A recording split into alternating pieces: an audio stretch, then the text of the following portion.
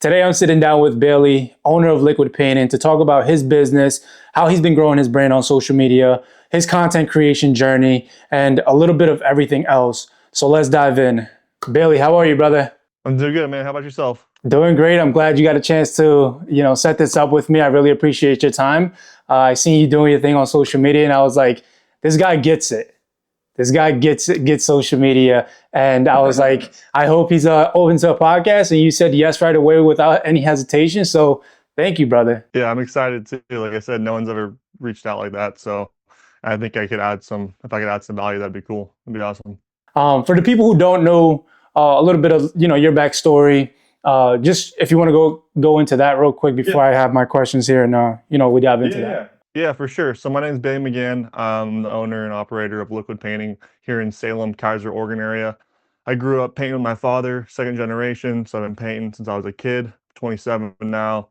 My father passed away in 2021 and I kind of took over the business from there. And it's been about 5 years. So I've been figuring out the business as I go and also the social media and the outreach and all that stuff. But that's basically, my place in the trades, right now. Transition into you being the owner and running everything.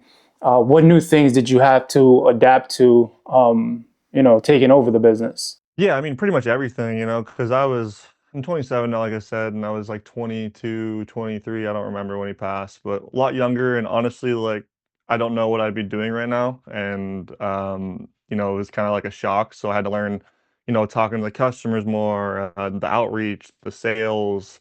Before I was just on the production side, that was it, to show up. And like, I even sucked at showing up on time and doing that stuff when I worked with him. So, it was just like a whole shell shock. So I basically had to actually step into like, okay, like most of us, you just kind of learn as you go. And the production, the sales, the marketing.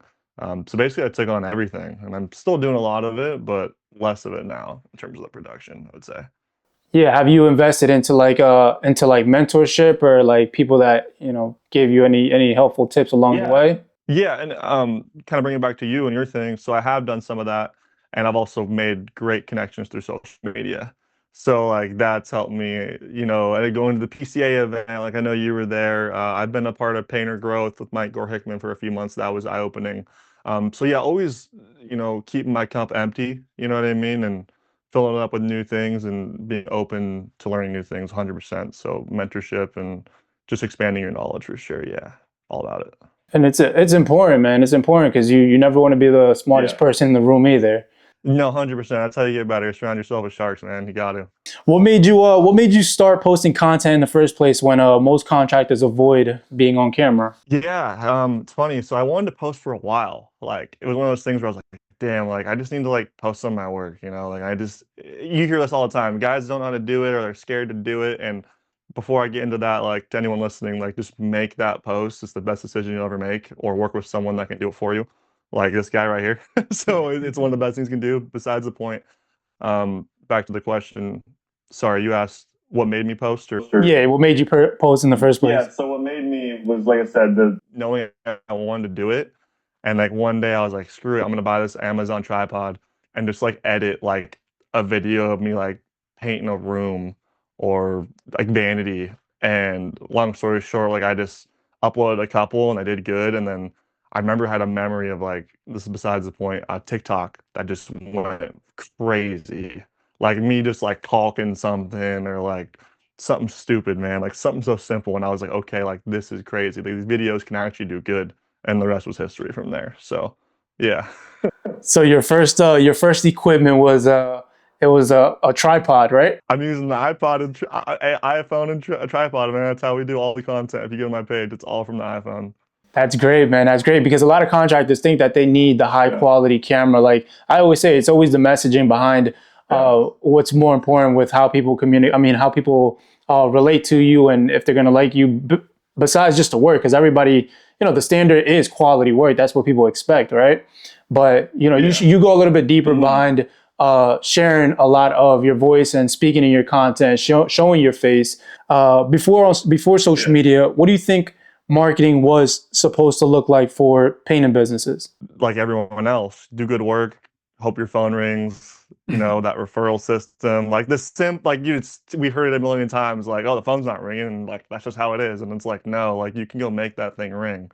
Yeah. So I definitely had that old school mindset of like just like hoping the phone rings, and which is great, like praying and hoping it rings. That's a whole different side of it, but that's not how you run a sustainable long-term business. Yeah, yeah. I mean, you can't wait for opportunities to come. You kind of like have to create them yourself as you go. 100%, man. Like that's putting yourself out there is huge. Even just like I can't expect my phone to ring if I'm not doing anything actively to try to make it ring. That's how I look at it. I'm not gonna sit here and like think that's how it works. Mhm.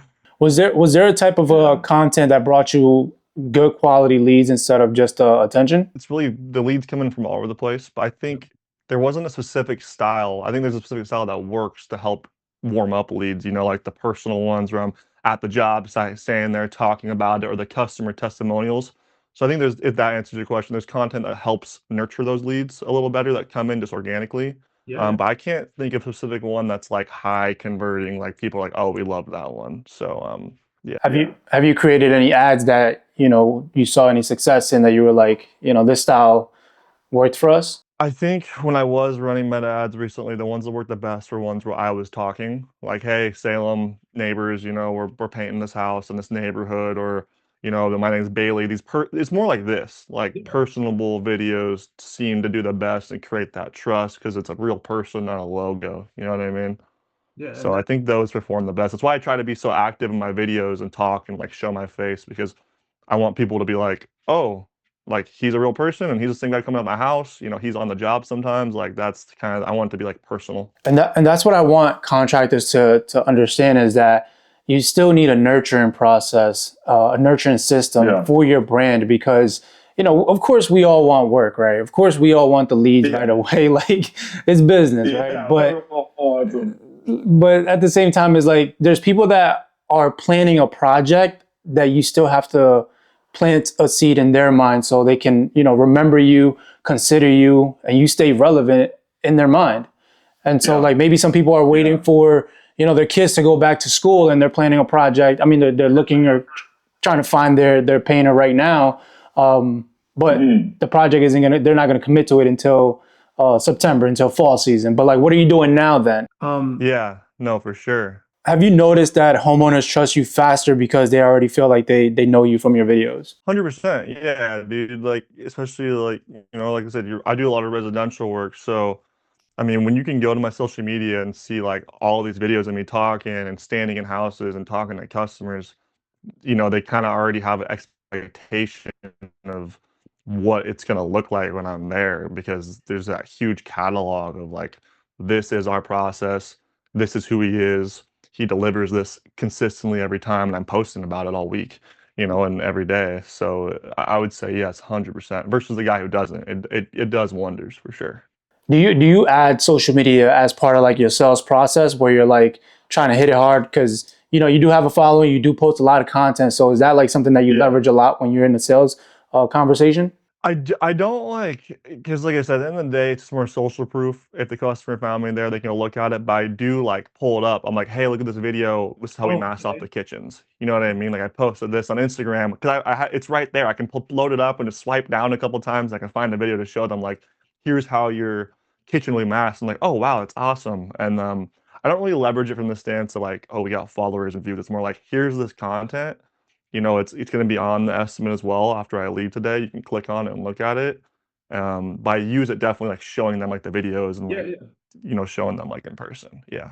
Just another way to like, hey, look, make sure that you can, if you're going to do your due diligence on anybody, you just include us and check us out. And when they start comparing and seeing what you're doing compared to what somebody else is doing is like, it's almost a no-brainer to not go with you. A lot of contractors say, I don't have time to create content. What would you say to them after balancing filming, client work, and running a business yourself? Yeah, no, you got time. There's time to do anything you want to do. And it's definitely like, I get it. We all get going. We're on a job or we got all these things to do. But if you blocked out, like, especially if you're just doing basic stuff like drywall, floors, like even leaving a tripod with your guys, like there's definitely a day where you can take an hour or two or during the process of your job to just get some B-roll. And then if you can't edit it, find someone who can, but like there's plenty of time to be able to bust out a couple videos a week. I don't care what anyone says. It's like it's not rocket science. It's putting it together, obviously, where it's the hardest part. But like what would Yeah. save a lot of contractor time is the B-roll footage, like you mentioned. Like at least get the B-roll footage so you can use that and Yeah, leverage we that can as work with well. that. And that's something that I teach Yeah. contractors, where it's like record wide angle shots, record mid shots, record close up shots, because you're going. That's like put that inside like a content bank. And when you need something, when you're speaking and you want to add a little bit, tell a better story in your video, people would see that, process or whatever it is the guy's working, and it just stands out a lot different than just showing either before and after, or you just having a talking head video where you're just walking through the project. But some creative Yeah. process is just, it's not that like it doesn't have to be highly edited either. Because Yeah. what's your process when you get your B-roll footage, and then what? Dude, I load it up into TikTok and edit it. Oh, you edit on That's TikTok. it. That's it, dude. I just uploaded TikTok, edited it, saved the draft, uploaded the captions, use ChatGPT to create a SEO optimized caption and upload it. Are you scripting out your content, or are you just like going based off of what topic you want to speak about in your videos? What do you mean scripting? Do you mean like I'm gonna try to get this specific video today, or do you mean like what I'm gonna talk about? I guess I'm kind of. Like what you're going to talk about, because you do a lot of voiceover content, and then sometimes you do like the face content. Are you reading like a teleprompt, or do you have like a script? No, dude, I'm just sending it from my brain. It's just I can look at it and go like okay, I'm gonna show the kitchen mask off. I'm gonna talk about why this is important for my clients. I just try to look at the video that I have and how can this be of value to the person watching it, like my customers or like anyone. So it's just straight shooting. Which is great. I mean, it's great. And the main thing is like always remember that who you're talking to. Like you said, you always try to provide value for the person watching, obviously, as homeowners. Other contractors want to impress other contractors, which I'm like, why does that even matter?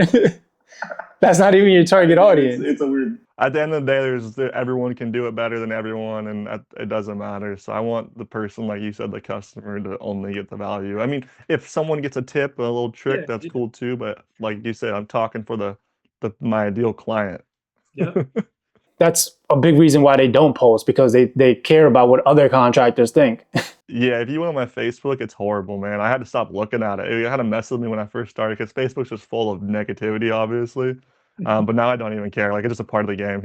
So let's get into that real quick, because that is something that comes with social media, is the negativity. Especially once you start getting a following. I grew multiple contractor social media, and whenever I'm sitting down with a new contractor, I'm always like, are you even prepared for what's to come? Because this will happen with more exposure.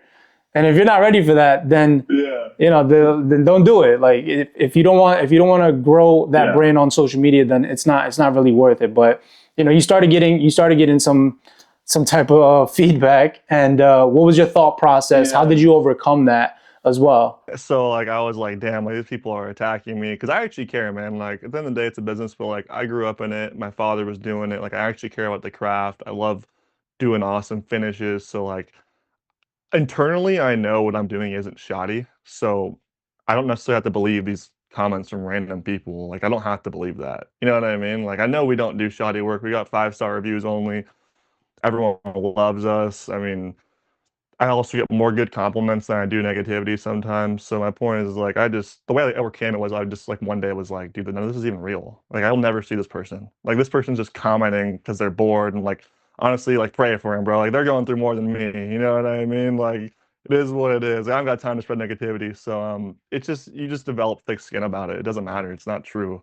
Like it's not real to me, I guess. That makes sense.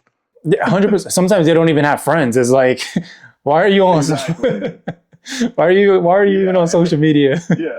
And you have to like I have to internally believe all that stuff. Like if someone's like, damn dude, like you suck at your job, like I'm gonna be like, damn, like do I suck? Like, no, I know I don't. Like you know what I mean? Like I know we do good work. It's just some dude just trying to cause some dude that's slow probably that's just hating. Like those guys wish they could post content. Like seriously. Like you know what I mean? They wish they were more busy probably. But Yeah, we don't got time for that, man. We gotta keep it moving. You know what I mean? We don't have time to stress about that stuff. And it's funny. It's usually the contractor that say they don't have time to post content, but they got time to leave a negative comment on somebody else. You know, it's funny. I never thought about that. I believe it though. Like, that's crazy. How do you know if a video idea is worth posting or not? Dude, I'm gonna say like they're all good. So like obviously like we know advertising and branding is different, but like we all try to perfect these things. So like I'm gonna kind of go on a side note. Yeah. The reason my thing blew up was because I decided to upload every day for a month straight. I didn't care what it was. I obviously wanted to post like satisfying or informational and valuable clips, but I just went screw it volume. My account went from like 1K to 12K in that month.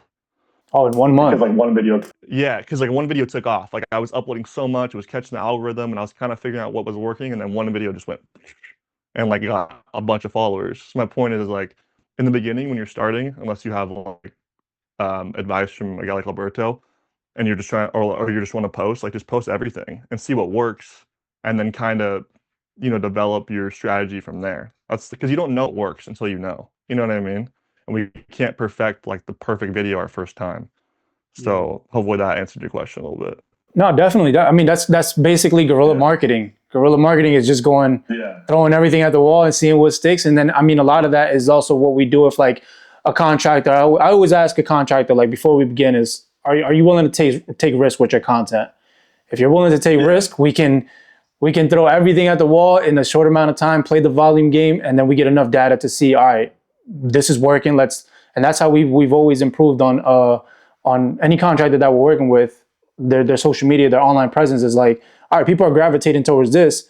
Let's run with it. 100%. Yeah, and that's what it's about right there. That's the key right there. And of course, good branding is like you can do a great ad that's horrible branding. Like we've all seen this happen a million times. So obviously, making sure your values with your content are aligned with what you're trying to provide for your industry or whatever your customers. So you gotta be careful with that too.